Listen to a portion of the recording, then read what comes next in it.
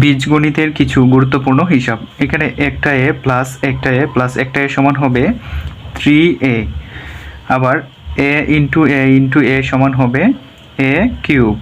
এখানে পাওয়ার হয়ে যাবে তিনটার জন্য, যখন গুণ হবে তখন কিউব।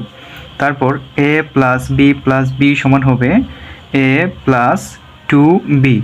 এখন হবে এ ইন্টু বি সমান হবে এ বি। তারপর 3 ইন্টু এ সমান হবে 3a।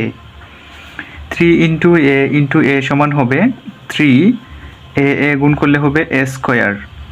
তারপর 2 ইন্টু বি সমান হবে 2ab। এখানে এ স্কোয়ার প্লাস এ স্কোয়ার সমান হবে 2a স্কোয়ার, অর্থাৎ একটা স্কোয়ার যোগ একটা স্কোয়ার সমান হবে দুইটি স্কোয়ার।